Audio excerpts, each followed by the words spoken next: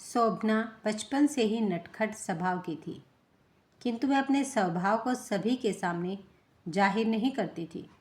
वह बच्चों के संग बच्ची और बड़ों के संग बड़ी बन जाती थी और कभी बेवजह ही शांत होकर एक कोना पकड़कर बैठ जाती थी। वह बहुत जल्दी क्रोधित भी हो जाती थी, मगर उसमें एक खास बात भी थी कि उसे गलत बात बिल्कुल पसंद नहीं थी। वह हर माहौल में ढल तो जाती थी, लेकिन वह उसके स्वभाव को समझने वाला कोई नहीं था। शोभना बहुत ही जज्बाती और संवेदनशील लड़की थी। वह दूसरे के दुख को अपना समझकर कभी स्वयं ही परेशान हो जाती थी।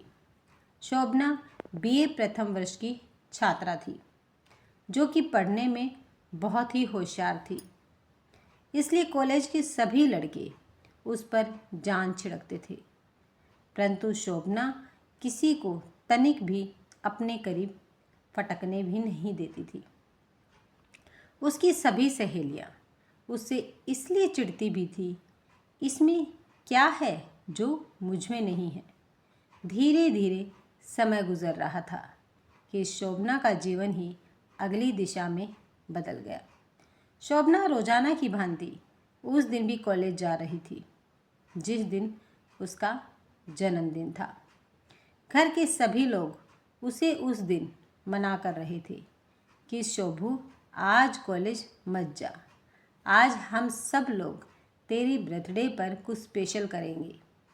फिर भी वह नहीं मानी, क्योंकि उसे अपने दोस्तों को पार्टी जो देनी थी। इसलिए शोभना खुशी खुशी कॉलेज जा रही थी।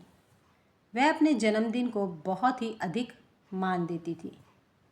वह उस दिन पीले रंग की फ्रॉक सूट और पीले रंग की एक हाथ में चूड़ी, वह दूसरे हाथ में घड़ी पहनी हुई थी और माथे पर एक छोटी सी काली बिंदी लगाई थी, जिसे वह रोज़ लगाती थी। वह उस दिन मानो स्वर्ग से उतरी कोई अप्सरा भांति दिख रही थी। शोभना की इसी सादगी भरी सुंदरता पर कॉलेज के सभी लड़के उस पर फिदा थे और उसमें से एक ने तो एकदम से जीना ही दुश्वार कर रखा था। शोभना का, जो इस कॉलेज के मैनेजर का बेटा था, जिससे सभी डरते थे। वह हमेशा ड्रग्स के नशे में धुत रहा करता था।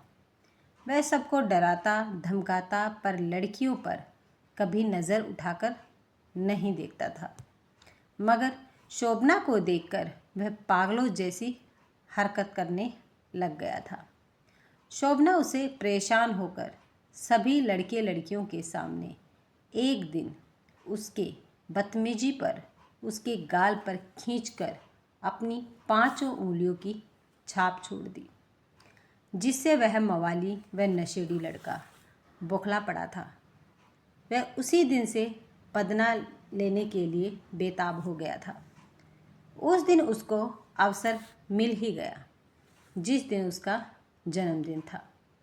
मन मन मुस्कान बिखरी हुई थी चांद स्वरूप मुखड़े पर, जो उसे न सुहाई, और शोभना द्वारा प्रेम प्रस्ताव न स्वीकारने पर वह प्रतिशोध की आग में जला हुआ आवेश में आकर रास्ते में उसके चेहरे पर तेजाब का भरा बोतल फेंककर ठहाका मारते हुए बोला, तुझे अपनी सुंदरता पर बहुत नाज था, तो लो अब दिखाओ ना। इतना बोलकर वह वहाँ से रफू चक्कर हो गया। जनता तमाशा देख रही थी, कोई भी उसकी मदद के लिए आगे नहीं आया। जब वह बेसुध होकर सड़क पर कर्राह रही थी, तब वहाँ मीडिया भी कैमरा लेकर आ खड़ी हो गई। मीडिया वालों के लिए एक नई सनसनीखेज खबर मिल गई थी। शोभना की हालत बिगड़ती जा रही थी। तभी भीड़ को चीरकर एक युवक सामने आया। वही शोभना को उठाकर अस्पताल ले गया, जो डॉक्टर विक्रम ही था, जिनका तभी तबादला हुआ था इस नए शहर में। शोभना को अस्पताल में आए यहाँ 1 महीना हो गया था और स्वास्थ्य भी बेहतर हो रहा था। पर शोभना का वो चंचलपन कहीं विलुप्त हो चुका था। रेत की भांति सब कुछ बिखर गया था। उसके लिए उसका चेहरा ही एक पहचान थी, वह भी जलकर खाक हो गया। फिर भी शोभना डॉक्टर विक्रम से काफ़ी अच्छे से घुल मिल गई थी। उसे विक्रम की जिंदा दिली बहुत अच्छी लगती थी। वे हर हाल में खुश नज़र आते थे और इधर विक्रम भी शोभना का समय समय पर दवा पूछने आ जाते थे। इसी बीच दोनों के बीच दोस्ती हो गई थी।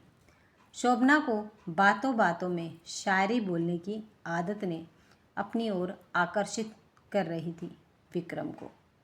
जब शोभना कुछ बोलती तो दर्द भरी शायरी ज़रूर बोलती और विक्रम उसके होठों को और उसकी आँखों को ध्यान से देखता, जिससे शोभना भी वाकिफ़ थी। मगर वह अपनी जली हुई सूरत के कारण डॉक्टर विक्रम से नज़रें नहीं मिला पाती थी। एक दिन बातों ही बातों में डॉक्टर विक्रम ने अपनी बात शोभना के सामने रख ही दी, परंतु शोभना इनकार कर बैठी और सिसकती हुई बोली, विक्रम जी, आप मुझ जैसी लड़की क्यों इतना चाहते हो? मेरी जो सुंदरता भी वह अभिशाप बन गई है मेरे लिए।